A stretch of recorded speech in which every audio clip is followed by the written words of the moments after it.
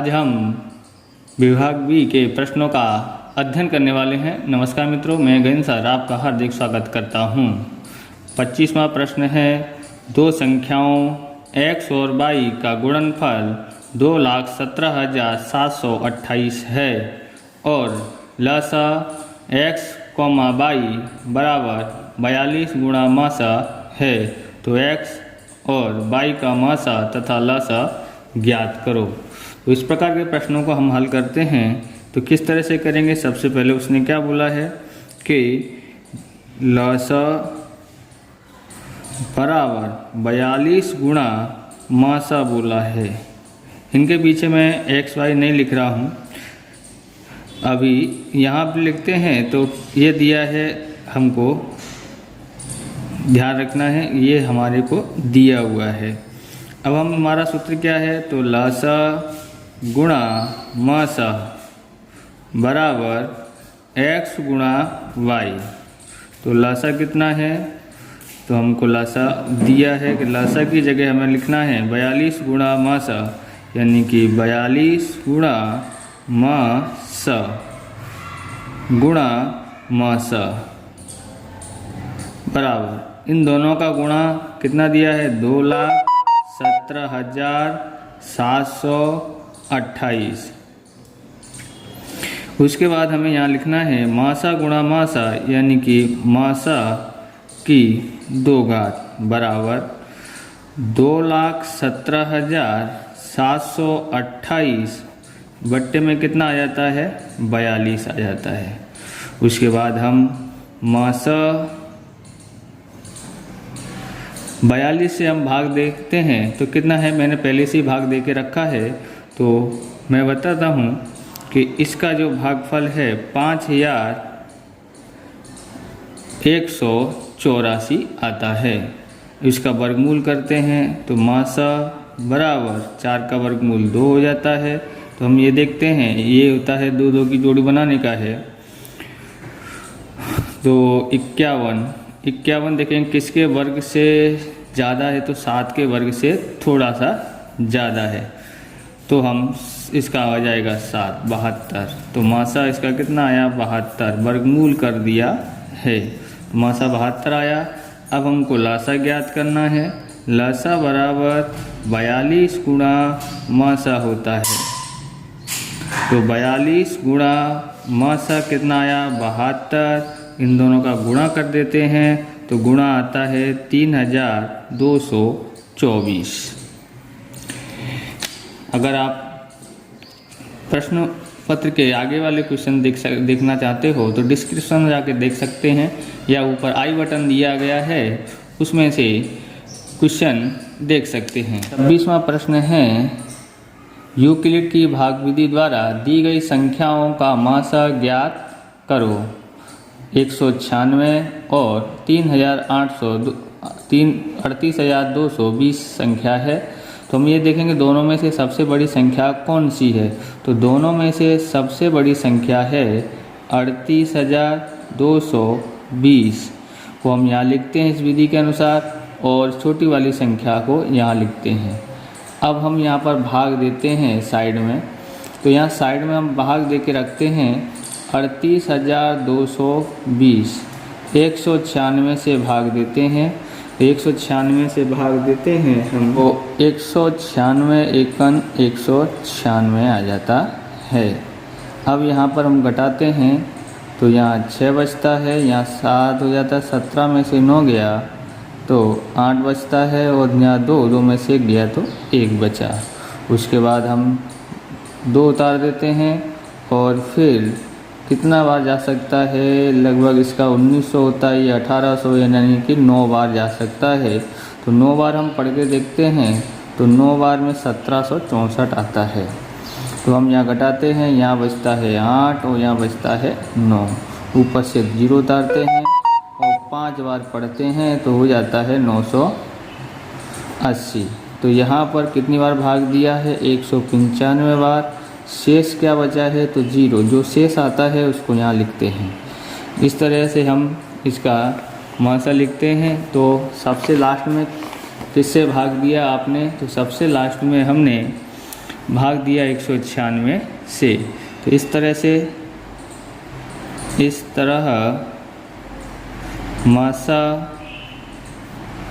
कितना है तो 38,220 और 196 बराबर लास्ट में हमने जिससे भाग दिया उससे 0 आता है, वो हमारा मासा हो जाता है न्यूक्लिड की विधि से।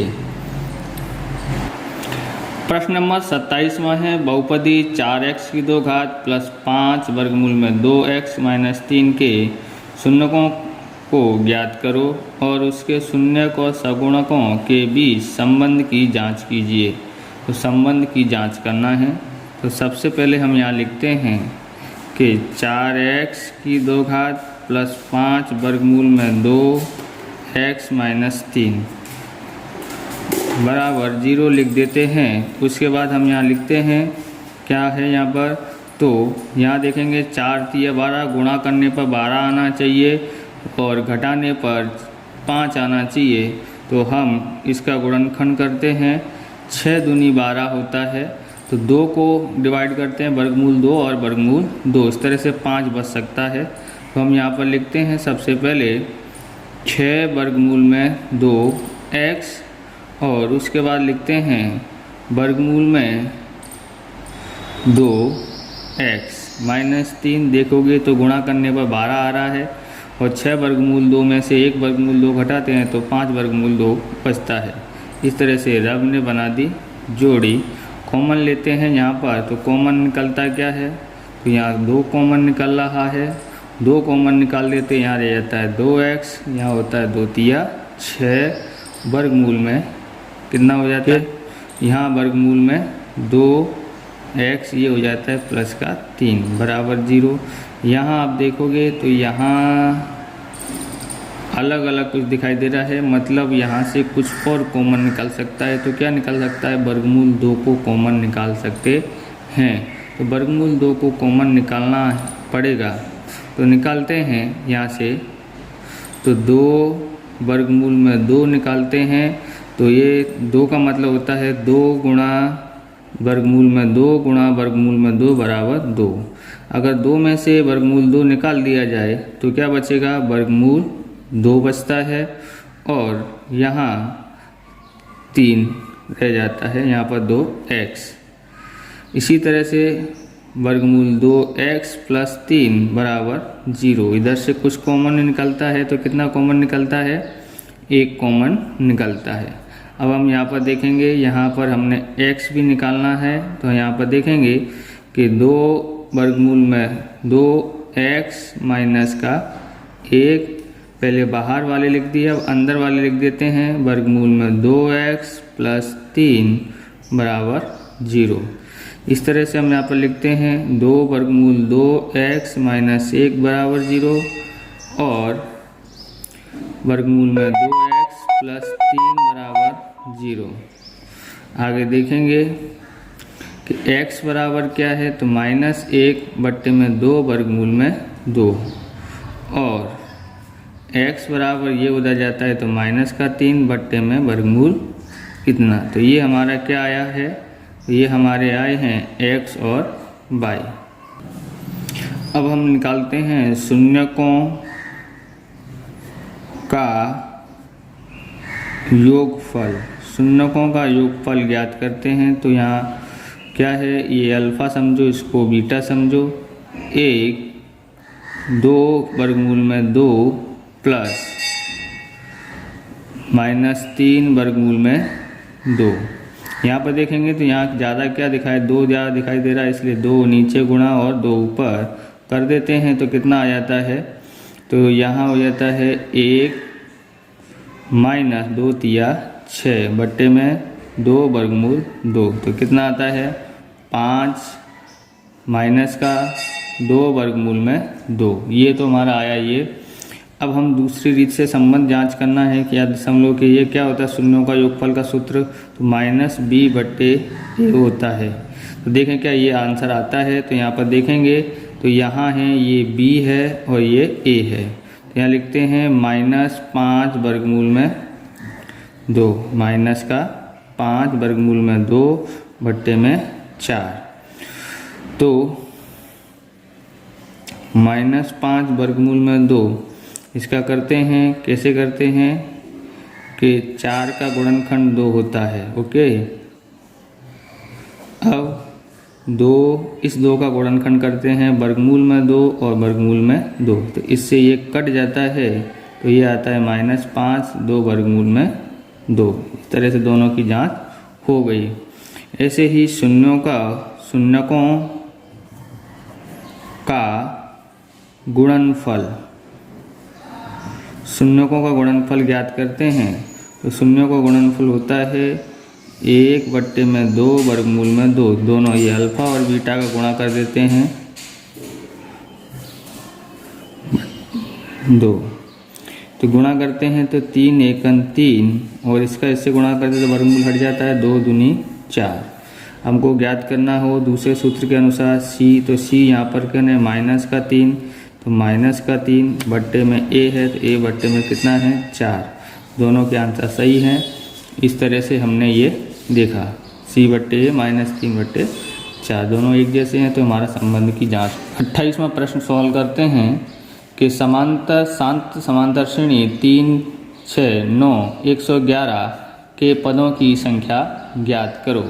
तो यहाँ पर सबसे पहले हमको ज्ञात करना है a बराबर कितना है, तो a बराबर है 3 और d बराबर है 6 में से 3 घटा देते हैं, तो कितना आ जाता है 3 घटा दिया है तो 3 आया है। उसके बाद हम क्या करते हैं, उसके बाद हमने यहाँ पर